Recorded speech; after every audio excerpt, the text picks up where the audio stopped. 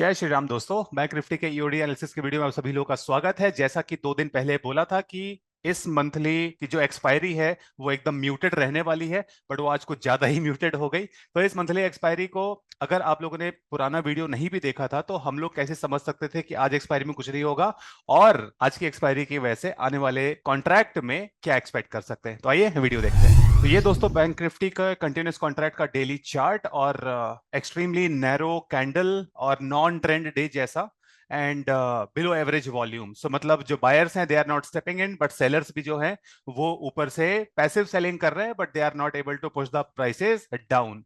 अच्छा, अब जो 2 दिन पहले मैंने बोला था कि जो मंथली एक्सपायरी है वो एकदम म्यूटेड होने वाली है, तो वही वीवैप के पास ढेर सारे लॉट्स एक्सचेंज हो रहे थे। उससे मुझे वीवैप के पास एक्सचेंज लॉट्स एक्सचेंज कौन करता है? बड़े बड़े इंस्टीट्यूशंस।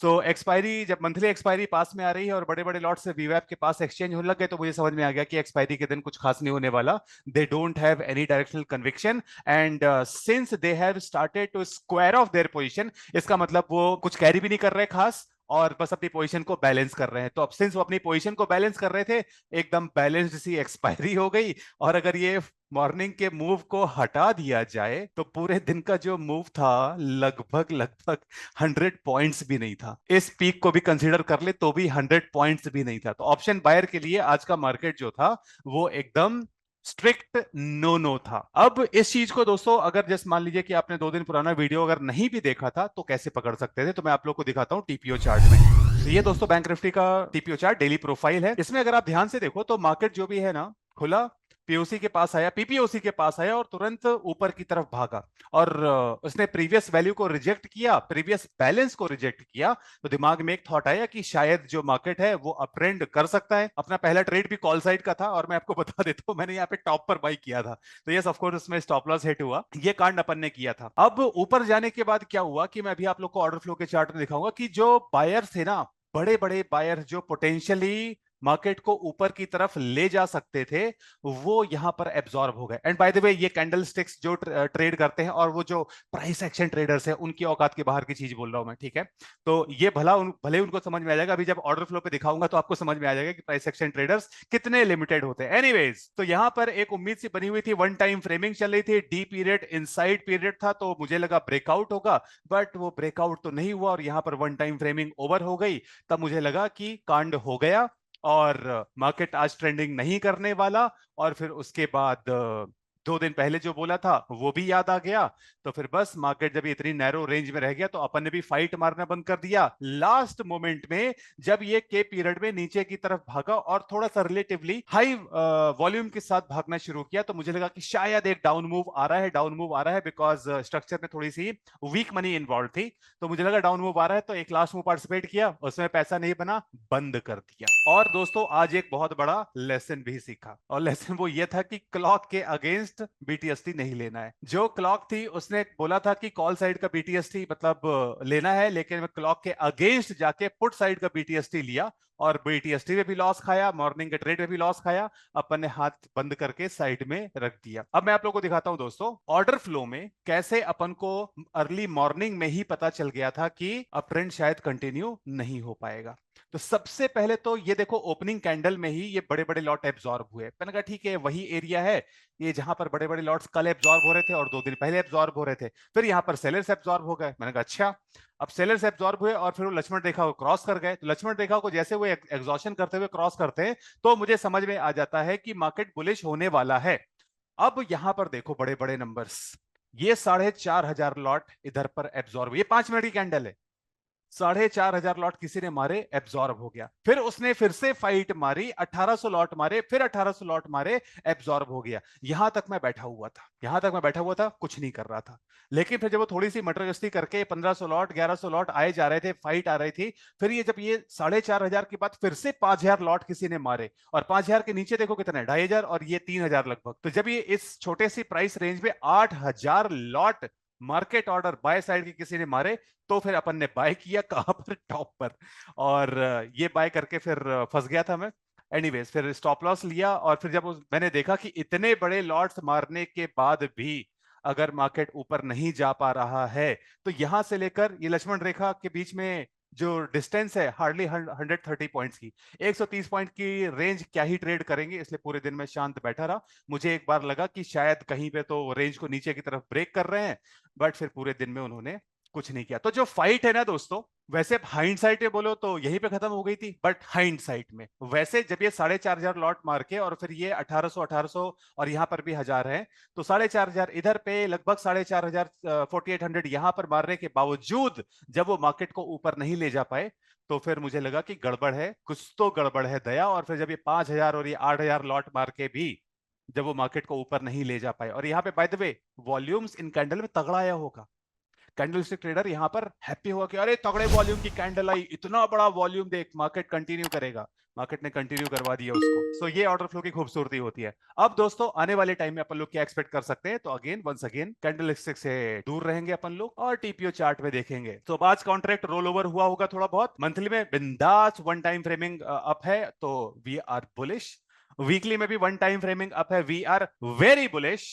और जो क्लॉक है, तो क्लॉक ने बोला है डाउन साइड का। तो मैंने देखा मंथली वीकली जो है वो बुलिश और वेरी बुलिश है रिस्पेक्टिवली, और क्लॉक बोल रही है कल के लिए डाउन साइड का। मैंने कहा यार अब क्या करूं, क्लॉक के अगेंस्ट जाके एक बार मैंने कल हाथ जला लिया, तो इसलिए आज अपन ने कुछ नहीं किया। हिंदुस्तान यूनिलीवर में उसका रिजल्ट आने वाला था, बहुत बड़ी पोजीशन बिल्ड हुई थी इस मंथ के बिगनिंग में, कुछ तो तूफानी होगा जैसे परसिस्टेंट में हुआ था। अर्निंग के बाद 10% का उसमें सर्किट लगा था, और एक स्पाइक भी आई थी, 15% डाउन हुआ था वो अर्निंग की वजह से, बिकॉज में बड़ी पोजीशन बिल्ड हुई थी।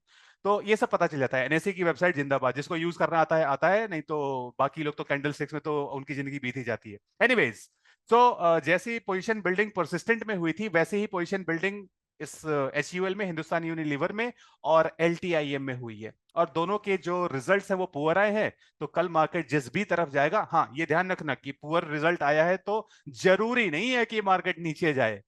जिस भी तरफ जाएगा लंबा जाएगा, इतना पता है, पर किस तरफ जाएगा वो कल ही पता चलेगा। Anyways, back to this. तो मंथली में बुलिश, वीकली में वेरी बुलिश, क्लॉक बोल रही है डाउनसाइड का। एंड डेली में, तो डेली में दोस्तों स्ट्रक्चर में सिंस थोड़ी सी वीकनेस है, अर्ली मॉर्निंग में भी और आफ्टरनून में भी वीकनेस आई है, और अपने पास एक ये दो बैक टू बैक पीपीओसीज बने हैं, तो यहां पर कंसोलिडेशन तो हो रहा है। अब क्या है कि बुल्स के लिए जो लास्ट लाइन ऑफ डिफेंस है, तो पी का जो मिड पॉइंट, मतलब ये पी का जो स्टेम होता है जिस पर मैंने वीडियो भी बनाया था, तो ये लेवल एक इंपॉर्टेंट होगा। और ये जो लो है, जैसा कि मैंने आप लोग को पिछले संडे के वीडियो में बताया था, सेशन में बताया था, कि जो अर्ली मॉर्निंग के आईबी के हाई या लो होते हैं उनको क्लियर करने का एक फिक्स टाइम होता है। तो ये भी टारगेट है और ये एक सपोर्ट है, सपोर्ट के जस्ट नीचे टारगेट है।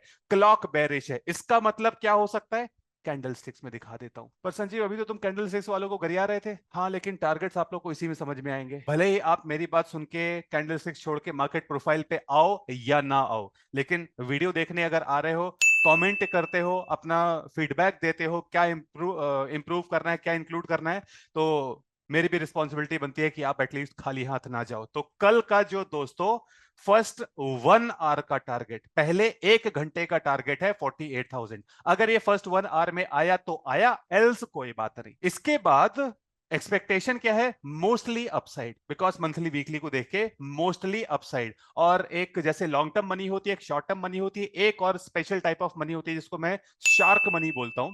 तो मंथली वीकली बुलिश है, लॉन्ग टर्म मनी भी बुलिश है, शॉर्ट टर्म मनी बेरिश है, और जो शार्क्स है वो बुलिश है। तो short term money value area create करने वाली जो मनी है वो टाइम पास कर रही है, वो टाइम पास करती रह सकती है और मार्केट ऊपर जाता रह सकता है। तो अपना जो व्यू है that is skewed for the upside. और वैसे भी इलेक्शन का मंथ है, विक्स ड्रॉप हो चुका है, तो प्रीटी मच शायद सबको ये पता चल गया है कि कौन जीतने वाला है, बट वो मार्केट बताएगा। तो यहां पर अपना जो व्यू है वो अपसाइड का ही है। Any dip is a buying opportunity for the month.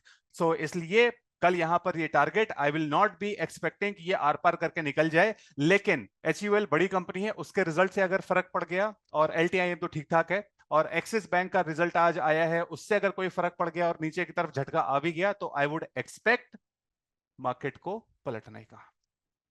ठीक है, तो ये नीचे के लेवल्स है, 48,000 का लेवल फर्स्ट 1 आवर में आ जाना चाहिए, नहीं आया तो डिच, बाकी अपसाइड जिंदाबाद है 48,500। और उसके बाद बड़ा वाला जो टारगेट एंड रेजिस्टेंस है दैट इज 49,380 का। तो दोस्तों आप लोग इस ईओडी एनालिसिस में अगर चाहते हो कि मैं कुछ और नया इंक्लूड करूं तो कमेंट करके जरूर बताना।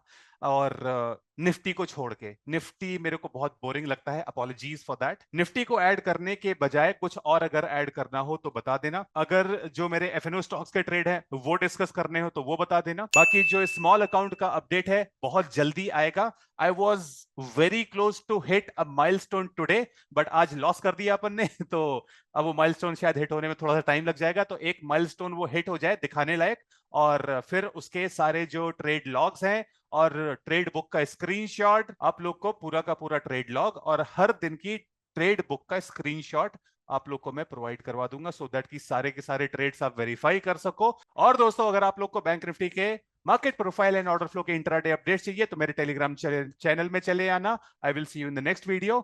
जय श्री राम।